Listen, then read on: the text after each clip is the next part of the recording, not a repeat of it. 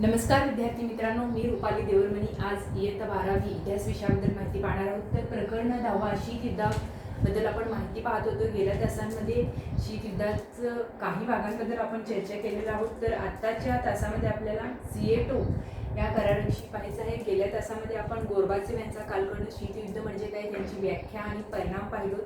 त्यानंतरनं NATO एन्जुस ह्या कराराविषयी पाहिलेलं आहोत। आता त्याच्याचपैकी सिएटो या कराराविषयी आपण अधिक माहिती पाहणार आहोत। सिएटो म्हणजे South East Asia Treaty Organization असं म्हटलं जातं। मग England, America, France, Australia, New Zealand, Pakistan, Thailand आणि फिलिपाईन्स या देशांनी एकत्र येऊन 8 सप्टेंबर 1954 रोजी एक करार केला। आग्नेय आशियातील राष्ट्रांसाठी संरक्षण देण्याच्या उद्देशाने हा करार मनिला, त्याला फिलिपाईन्स येथे करण्यात आला। हा करार आग्नेय आशियाई संरक्षण विषयक करार म्हणूनही ओळखला जातो। या कराराचा मुख्य उद्देश आग्नेय आशियात साम्यवादाचा प्रसार रोखणे हाच होता। आपल्या गटाचे संरक्षण करणे। या करारावर सह्या करणाऱ्या कोणत्याही एका राष्ट्रावर आक्रमण झाल्यास अन्य राष्ट्रांनी त्या आक्रमणाचा सामूहिकरित्या प्रतिकार करायचा आणि आक्रमणांव्यतिरिक्त एकमेकांना सामाजिक व आर्थिक प्रगतीसाठी सहकार्य करायचे असे ठरले। वास्तवात मात्र या करारात खूप अडचणी होत्या। या कराराचे नाव आग्नेय आशिया असले तरी या करारात आशिया खंडातील थायलंड, फिलिपाईन्स आणि पाकिस्तान एवढेच देश होते। उरलेले देश पाश्चिमात्य होते। त्याचा आग्नेय आशियाशी ना भौगोलिक संबंध होता ना ऐतिहासिक। एकमेकांपासून हे देश कित्येक किलोमीटरवर काय होते, दूरवर होते। त्यांना एकमेकांच्या प्रश्नाची सखोल जाणीव नव्हती। त्यामुळे लष्करीदृष्ट्या या कराराची कुवतही मर्यादित होती। सिएटो या संघटनेचे मुख्यालय थायलंडमध्ये होते। या संघटनेकडे स्वतःचे सैन्य नव्हते। 1973 मध्ये पाकिस्तान या संघटनेतून बाहेर पडला। 1975 मध्ये फ्रान्सने या संघटनेची आर्थिक रसद रोखली। 30 जून 1977 रोजी या संघटनेचे औपचारिकरित्या विसर्जन झाले। पुढचा आहे सेंटो, त्यालाच काय म्हटलं जातं, सेंट्रल ट्रीटी ऑर्गनायझेशन असं म्हटलं जातं। सेंटोचे सुरुवातीचे नाव बगदाद करार असे होते। मग हा शीतयुद्धकालीन करार होता। 24 फेब्रुवारी 1955 रोजी या करारावर इराण, तुर्कस्तान व इराक या राष्ट्रांनी सही केली। त्यानंतर इंग्लंड आणि पाकिस्तान ही राष्ट्रे त्यामध्ये सामील झाली। अमेरिका या करारामध्ये सहभागी सभासद होती। परस्परांचे संरक्षण करण्यासाठी हा करार घडून आला। 1958 मध्ये इराकमध्ये नवे सरकार आले। इराकमधील क्रांतिकारकांनी पाश्चिमात्यांना अनुकूल असणारे सरकार उलथवून टाकले। नव्या शासनाने बगदाद करारास विरोध केला।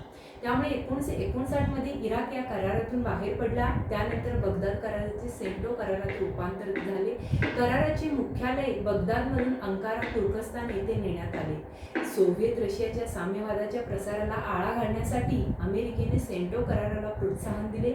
अमेरिका या करारातील सदस्य राष्ट्रांना आर्थिक व लष्करी मदत करू लागली। सोव्हिएत रशियाने या करारातील एखाद्या राष्ट्रांवर हल्ला केल्यास सर्व राष्ट्रांनी एकत्रित प्रतिकार करायचा असे धोरण ठरले। प्रत्यक्षात मात्र या करारान्वये कोणत्याही राष्ट्राला सुरक्षा उपलब्ध करून देण्याची चारही राष्ट्रांपैकी एकाचीही कुवत नव्हती। ग्रेट ब्रिटन वगळता अन्य 3 राष्ट्रांच्या आर्थिक व तांत्रिक विकासाकडे लक्ष देण्यास अमेरिकेला वेळ नव्हता।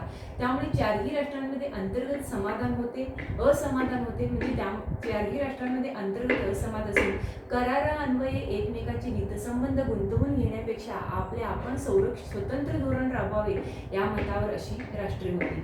मग पुढे इराण आणि पाकिस्तान या करारातून बाहेर पडले आणि सेंटो करार विसर्जित करण्यात आला। पुढचा आहे सोव्हिएत रशिया चीन सुरक्षा करार, याविषयी आपण माहिती पाहणार आहोत। बघा, सोव्हिएत रशिया आणि चीन यांच्यात 1950 मध्ये संरक्षणात्मक करार घडून आलेला होता। या करारानुसार सोव्हिएत रशियाने चीनला आर्थिक, औद्योगिक, तंत्रज्ञान इत्यादी मदत करण्याचे मान्य केले। त्यानंतरचा करार आहे वारसा करार।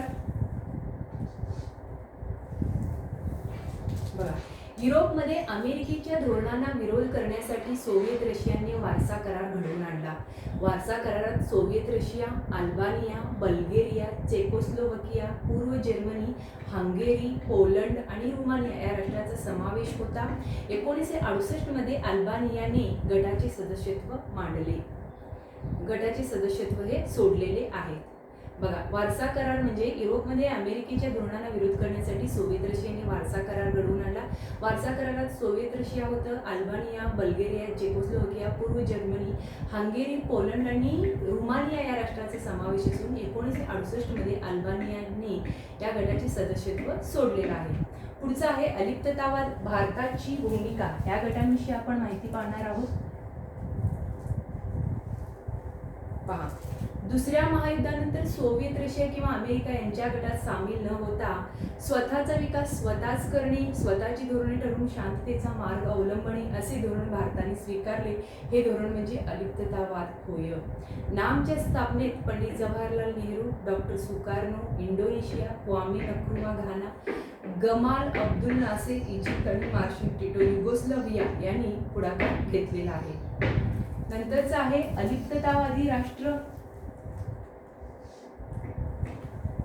बघा, अलिप्ततावादी राष्ट्र कोणाला म्हणावे? जी राष्ट्रीय शांततामय सहजीवनाच्या आधारे स्वतंत्र परराष्ट्रीय धोरणाचा पाठपुरावा करतात, इतर परतंत्र देशातील स्वतंत्र संग्रामांना पाठिंबा देतात आणि महासत्तांनी स्थापन केलेल्या लष्करी करारात किंवा महासत्तांशी द्विपक्षीय करारात स्वतःला गुंतवून घेत नाहीत, त्यांना अलिप्ततावादी राष्ट्रे असे मानण्यात येते.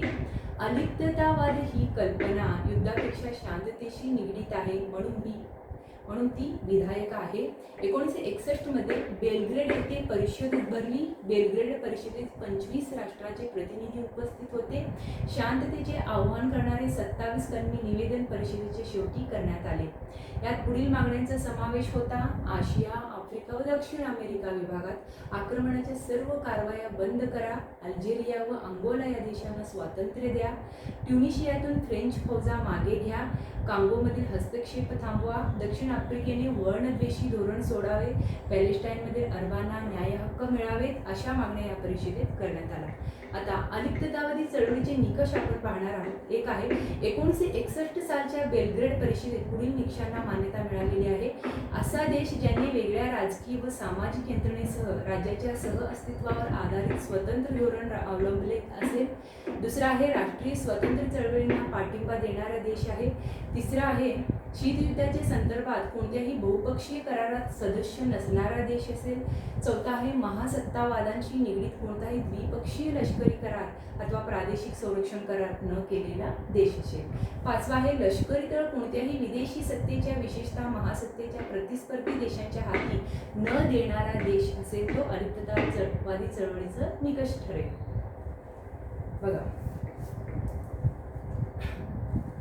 बेलग्रेड नंतरची कैरो परिषद ऑक्टोबर 1964 महत्वाची परिषद होती. बेलग्रेड नंतरची कैरो परिषद ही महत्वाची परिषद असून या परिषदेत प्रधानमंत्री लाल बहादूर शास्त्री यांनी भारताचे प्रतिनिधित्व केले. लाल बहादूर शास्त्री यांनी प्रतिनिधित्व केले आणि लष्करी गट आणि परदेशांचे लष्करी तळाविरुद्ध जागतिक लोकमत तयार करण्याचे आवाहन या परिषदेत करण्यात आले. सप्टेंबर 1970 मध्ये ल्युसाका, झांबिया येथे अलिप्ततावादी देशांनी आपले ऐक्य बळकट करावे, आंतरराष्ट्रीय संबंधात समानता यावी व शस्त्रकपात व्हावी म्हणून प्रयत्न करावे असे ठरले. याशिवाय वसाहतवाद व वंशद्वेष नष्ट करावा, आपसातील सहकार्यावर भर द्यावा व संयुक्त राष्ट्र ही संघटना अधिक बळकट करावी असे या परिषदेत ठरलेला आहे. 1973 मध्ये अल्जियर्स येथे 4थी शिखर परिषद भरली. एक नवी आंतरराष्ट्रीय आर्थिक व्यवस्था निर्माण करण्याची व आंतरराष्ट्रीय वृत्त संकलन व वृत्तप्रसार व्यवस्था निर्माण करण्याची मागणी या परिषदेमध्ये पुढे आली. 1976 मध्ये कोलंबो येथे 5वी परिषद भरली. जागतिक अर्थव्यवस्थेतील बड्या राष्ट्रांचा प्रभाव कमी करून नवी जागतिक अर्थव्यवस्था प्रस्थापित करण्याचा प्रयत्न करण्याचे या परिषदेत ठरलेलं आहे. 1979 मध्ये क्युबातील हवाना येथे परिषद झाल्यानंतर नवी दिल्ली येथे 1983 मध्ये परिषद भरलेली आहे. या परिषदेत पॅलेस्टाईनची अरब जनता व नैऋत्य आफ्रिकेची संघटना यांच्या स्वतंत्र लढ्यास एकमुखाने पाठिंबा देण्यात आला. भारताच्या प्रधानमंत्री इंदिरा गांधी यांनी नवी दिल्लीच्या शिखर परिषदेत स्वातंत्र्य, विकास, शस्त्रकपात आणि शांतता या मुद्द्यांवर भर दिला होता. अलिप्ततावादी राष्ट्राची आर्थिक प्रगती घडवून आणण्याचे महत्त्वाचे उद्दिष्ट डोळ्यासमोर होते. 1986च्या हरारे येथील परिषदेत दक्षिण आफ्रिकेला लागून असलेल्या राष्ट्राच्या मदतीसाठी आफ्रिका खंड स्थापण्यात आला. नामिबियाच्या स्वातंत्र्याचा प्रश्न आणि दक्षिण आफ्रिकेचे वंशद्वेषी धोरण यावर चर्चा करण्यात आली. 1992च्या जकार्ता परिषदेत विकसनशील देशांना व्यापारासाठी सवलती द्या, संयुक्त राष्ट्र संघटनेच्या सुरक्षा समितीची पुनर्रचना करा, या मागण्या पुढे आल्या.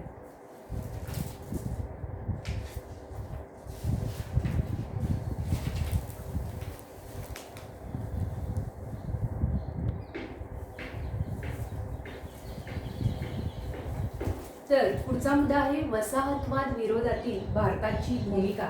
या मुद्द्याविषयी आपण चर्चा करणार आहोत.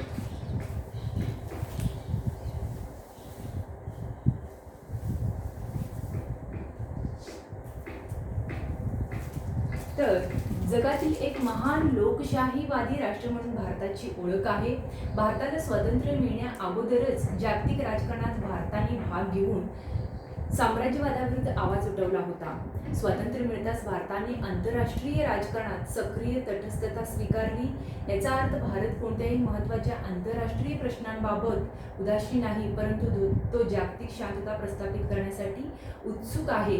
भारत कोणत्याही परक्या राष्ट्राचा हस्तक्षेप सहन करणार नाही. भारताला दुसऱ्या राष्ट्राच्या प्रादेशिक अखंडत्वाबद्दल, सार्वभौमत्वाबद्दल आदर राहील. कोणत्याही राष्ट्रावर भारत आक्रमण करणार नाही. सहजीवनाचे तत्व मान्य करून जगा व जगू द्या, यावर भारताचा भर आहे. या संदर्भात पुढील उदाहरणे हे काय आहेत, महत्त्वाची आहेत. 1949 मध्ये दिल्ली येथे एक परिषद भरली होती. या परिषदेत इंडोनेशियाच्या स्वातंत्र्य चळवळीला पाठिंबा देण्यात आला. या परिषदेत 1950 पूर्वी इंडोनेशियातून डचांनी माघार घ्यावी आणि त्या देशात स्वातंत्र्य द्यावी अशी मागणी करण्यात आली. भारताने आफ्रिका खंड संदर्भात जी भूमिका घेतली ती महत्त्वाची आहे. भारताने संयुक्त राष्ट्रामध्ये आफ्रिकेची बाजू जोरदारपणे मांडली. आफ्रिकेतील राष्ट्रांना, विशेषतः विश्वस्त राष्ट्राच्या ताब्यातील प्रदेशांना स्वातंत्र्य लवकर मिळावे म्हणून भारताने पुढाकार घेतला. परकीय सत्तांनी वसाहतवादी युरोपीय राष्ट्रांनी वसाहतींमधून निघून जावे असा आग्रह भारताने धरला. संयुक्त राष्ट्राची निगडीत असा विविध जागतिक संस्थांनी आपले कार्यक्षेत्र आफ्रिकेत वाढवून आपल्या कार्याचा फायदा आफ्रिकेस द्यावा असा आग्रह भारताने धरला. दक्षिण आफ्रिकेतील स्थानिक लोकांना जी अपमानास्पद वागणूक देण्यात येते त्याबाबत भारताने संयुक्त राष्ट्र संघात प्रश्न उपस्थित केले. आफ्रिका खंडात व्यापाराच्या निमित्ताने आणि साखर उद्योगात काम करण्यासाठी हजारो भारतीय पूर्वीच पोहोचले होते. 1896 मध्ये हिंदी कामगार केनिया, युगांडा लोहमार्ग बांधण्यासाठी गेले होते. महात्मा गांधीजींनी आफ्रिकेला स्वातंत्र्य मिळवण्याचा सत्याग्रह एक नवा मार्ग त्यांना दाखवला गेला होता. अशा रीतीने भारताने वसाहतवादाविरुद्ध प्रभावी भूमिका बजावलेली आहे. सार्क या मुद्द्याविषयी आपण माहिती पाहणार आहोत. दक्षिण आशियाई प्रादेशिक सहकार संघटना हे असून आशिया खंडात आर्थिक सामाजिक विकासासाठी एखादी संघटना असावी असे बांगलादेशाचे तत्कालीन प्रमुख जिया उर रहमान यांना वाटत होतं. त्यांच्या कल्पनेतून बांगलादेश म्हणा, भारत, भूटान, पाकिस्तान, श्रीलंका, मालदीव, नेपाळ या देशाच्या परराष्ट्र सचिवांची 1981 मध्ये एक बैठक झाली. ही बैठक कोलंबो येथे झाली. या बैठकीत प्रादेशिक सहकार्यासाठी भोजन, नियोजन, कृषी, ग्रामीण विकास, आरोग्य, लोकसंख्या आणि व्यापार या विषयांवर सहकार्य करण्याचे ठरवले. 1983 मध्ये दिल्ली येथे या देशांच्या परराष्ट्र मंत्र्यांची बैठक झाली. या बैठकीत सार्कचा जाहीरनामा प्रसिद्ध करण्यात आला. 1985 मध्ये ढाका येथे सार्कची स्थापना झाली. या परिषदेत पुढील ध्येय निश्चित करण्यात आलेले आहे. सदस्य राष्ट्राच्या सर्वांगीण विकासासाठी सहकार्य करणे आणि विकासाचा वेग वाढवणं. दुसरं आहे दहशतवाद, अंमली पदार्थाची तस्करी अशा विघातक गोष्टींना विरोध करणं. तिसरं आहे परस्पर विश्वास वाढविण्यासाठी सामंजस्याचे वातावरण निर्माण करून समस्या निराकरण करणं.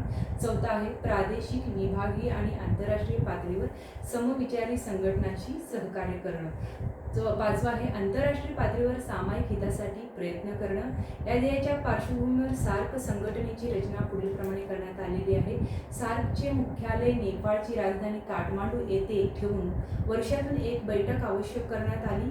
सरचिटणीस, 7 संचालक आणि कर्मचारी वर्ग यांच्या खर्चासाठी वार्षिक वर्गणीची पद्धत स्वीकारण्यात आली. सार्कच्या मुख्य सचिव पदाचा कार्यकाल 3 वर्षाचा आणि प्रत्येक राष्ट्राला एकदा संधी देण्याचे ठरले. सार्कच्या पहिल्याच अधिवेशनात सहभागी राष्ट्रांनी जे घोषणापत्र केले त्यामध्ये प्रामुख्याने पुढील बाबींचा समावेश होतो. संयुक्त राष्ट्र या संघटनेच्या संधीनुसार आणि अलिप्ततावादाच्या सिद्धांतानुसार विशेषतः राष्ट्रीय स्वातंत्र्य, भौगोलिक एकता, समानता, अंतर्गत वादात बळाचा वापर न करणे, अंतर्गत बाबीत हस्तक्षेप न करणे व परस्पर संघर्ष शांततामय मार्गाने सोडवणे या तत्वाचे आचरण करण्याची हमी दिलेली आहे. हे घोषणापत्र प्रत्यक्ष आणण्याचे कार्य सार्क राष्ट्राची मंत्री परिषद व स्थायी समिती करते.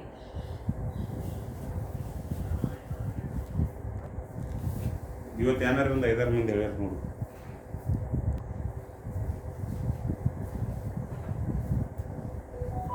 पुढचा मुद्दा आहे सार्क समोरील आव्हाने. सदस्य राष्ट्रांमधील आर्थिक विषमता, संरक्षणावरचा खर्च, दळणवळणाच्या अपुऱ्या सोयी, कृषी क्षेत्राचा अपुरा विकास, वाढता दहशतवाद, लोकसंख्या विस्फोट, अपुरा व्यापार, भिन्न राज्यपद्धती, धार्मिक भाषिक विविधता असे अनेक प्रश्न सार्क समोर आहेत. नंतरचा आहे सार्कचे यशमध्ये या संघटनेने आतापर्यंत काही क्षेत्रात चांगली कामगिरी बजावलेली आहे. यात बांगलादेशमध्ये कृषी माहिती केंद्र सुरू करून बियाणे, पशुधन आणि मत्स्योत्पादन यात संशोधन सुरू झाले. ढाका येथे सार्क हवामान संशोधन केंद्र स्थापले. काठमांडूमध्ये अस्थिरोग निवारण केंद्र सुरू झाले. सार्क देशांमध्ये पर्यटनास चालना देण्यात आली. दक्षिण आशियातील गरिबी कमी करण्यासाठी सार्कने आशिया प्रांतात क्षेत्रीय आर्थिक व सामाजिक मंडळांच्या मदतीने ते प्रयत्न केले. व्यापार वृद्धीसाठी उच्चस्तरीय आर्थिक सहकार्य मंडळ स्थापण्यात आले. सार्क दस्तऐवज केंद्राच्या माध्यमातून माहिती पुरवण्याची सोय करण्यात आली. इस्लामाबाद येथे सार्क मनुष्यबळ विकास केंद्र स्थापण्यात आले. अंमली पदार्थ व्यापार विरोधी करार करण्यात आले. डाक सेवा, दळणवळण अशासारख्या महत्त्वाच्या विषयांवर समित्या स्थापण्यात आल्या. दक्षिण आशियातील देशांमध्ये आपापसातील व्यापार वृद्धिंगत व्हावा म्हणून 1993 मध्ये दक्षिण आशियाई प्राधान्य व्यापार करार, त्यालाच काय म्हटलं जातं, south Asia preferential trade agreement म्हणजे सेफ्टा, आणि 2004 मध्ये दक्षिण आशियाई मुक्त व्यापार क्षेत्र South Asian free trade area SAFTA हे 2 करार करण्यात आले. त्यानंतरचं राष्ट्रकुल, त्यालाच काय म्हटलं जातं, कॉमनवेल्थ, याविषयी आपण माहिती पाहणार आहोत. तर इंग्लंडच्या साम्राज्यात असणाऱ्या परंतु कालोघात स्वतंत्र झालेल्या काही राष्ट्रांची आंतरराष्ट्रीय संघटना म्हणजे काय, राष्ट्रकुल होय. साम्राज्य अंतर्गत विविध वसाहतींचे गव्हर्नर आणि प्रशासक यांनी एकमेकाच्या अनुभवांची देवाणघेवाण करावी. राजकीय व प्रशासकीय धोरणात एकसूत्रता आणण्याचा प्रयत्न करावा या उद्देशाने ही संस्था उभारली गेली. 1917 मध्ये कॅनडा, ऑस्ट्रेलिया, दक्षिण आफ्रिका आणि न्यूझीलंड या ब्रिटिश साम्राज्याअंतर्गत स्वायत्त राज्याचा दर्जा इंग्लंडकडून मिळाला. 1931 मध्ये आपल्या सर्व वसाहतींना क्रमाक्रमाने स्वायत्तता देण्याचे धोरण इंग्लंडने जाहीर केले. इंग्लंडच्या संसदेने स्टॅच्यूट ऑफ वेस्टमिन्स्टर हा कायदा केला. या कायद्यान्वये राष्ट्रकुलास मान्यता देण्यात आली. प्रथेनुसार या संघटनेचे प्रमुख पद ब्रिटिश राजा अथवा राणीकडे आले आहे. राष्ट्रकुलाचे लंडनमध्ये स्वतंत्र सचिवालय स्थापण्यात आलं. स्वयंस्फूर्त सहकार्य राष्ट्रकुलाचे काय आहे, पायाभूत तत्व होय. दुसऱ्या महायुद्धानंतर आफ्रिका आणि आशिया खंडातील इंग्लंडच्या वसाहतींना स्वातंत्र्य मिळाले. याचे श्रेय काही अंशी तरी राष्ट्रकुलाला द्यावयास हवे. वसाहतींमध्ये निर्माण झालेल्या राष्ट्रीय संग्रामामुळे आणि बदललेल्या आंतरराष्ट्रीय परिस्थितीमुळे ब्रिटिश साम्राज्याचे विघटन अपरिहार्य ठरले. त्याचबरोबर वसाहतवाद विरोधी चळवळींना राष्ट्रकुलाच्या अस्तित्वामुळे चालना मिळाली. त्याचप्रमाणे या प्रदेशांना स्वातंत्र्य देण्याबाबत ब्रिटनमधील काही स्तरांमध्ये जो मानसिक विरोध होता तो राष्ट्रकुल संघटनेमुळे काहीसा कमी झालेला आहे. विशेषतः स्वतंत्र झाल्यानंतरही भारताने राष्ट्रकुल संघटनेसोबत राहण्याचा निर्णय घेतल्याने हे होऊ शकले. पुढचा आहे राष्ट्रकुल आणि भारत, याविषयी आपण माहिती पाहणार आहोत. तर बघा, 1948 मध्ये राजस्थान येथील जयपूरमध्ये भरलेल्या काँग्रेस अधिवेशनात पंडित नेहरू यांनी राष्ट्रकुलांमध्ये सामील होण्याचा निर्णय घेतला. समता व सार्वभौमत्वाच्या तत्वाच्या आधारे भारत राष्ट्रकुलाचा सदस्य झाला. या निर्णयास तत्कालीन परिस्थितीची पार्श्वभूमी होती. भारतास लागणाऱ्या लष्करी सामग्रीचा इंग्लंडकडून होणारा पुरवठा, भारतास मिळणाऱ्या परकीय मुंडणावळीचा सुविधा, भारताच्या निर्यात मालास ब्रिटिश बाजारपेठेत मिळणारी जकात सवलत आणि पाकिस्तानच्या भारताविरोधी प्रचार अटकाव करण्यासाठी खुले असणारे राष्ट्रकुल व्यासपीठ याचा विचार करून भारताने राष्ट्रकुल या संघटनेचे सदस्यत्व स्वीकारले. याशिवाय कॉमनवेल्थ गेम्समध्ये भारताचा प्रमुख सहभाग आहे. दुसऱ्या महायुद्धापूर्वी ब्रिटिश साम्राज्याअंतर्गत देशातील हौशी खेळाडूंचे ब्रिटिश एम्पायर गेम्स हे ऑलिम्पिकच्या धर्तीवर सामने व्हायचे. या क्रीडा स्पर्धांची कल्पना रेव्हरंड ॲस्टरली कूपर यांनी मांडली होती. 1950 पासून या खेळांना कॉमनवेल्थ गेम्स राष्ट्रकुल क्रीडा सामने म्हणून ओळखले जाऊ लागले. 1911 मध्ये 5व्या जॉर्जच्या राज्यारोहण प्रसंगी साम्राज्योत्सव झाला. या प्रसंगी इंग्लंडमधील क्रिस्टल पॅलेस येथे या सामन्यांना सुरुवात झाली. 1986 मधील राष्ट्रकुल स्पर्धा विशेष गाजलेल्या होत्या. या स्पर्धेवर 32 राष्ट्रांनी बहिष्कार टाकला. ग्रेट ब्रिटनने दक्षिण आफ्रिका संबंधीचे वर्णद्वेषी धोरण बदलावे असा आग्रह या राष्ट्रांनी धरला होता. इंग्लंडने आपले धोरण बदलले नाही म्हणून भारताचे तत्कालीन प्रधानमंत्री राजीव गांधी यांनी या स्पर्धेवर बहिष्कार घालण्याचा निर्णय घेतला. 21व्या शतकात भारत या स्पर्धेत लक्षणीय कामगिरी बजावत आहे. अशा प्रकारे या 2 पाठात आपण भारत देश कसा बदलत आहे याविषयी माहिती घेणार आहोत. नमस्कार.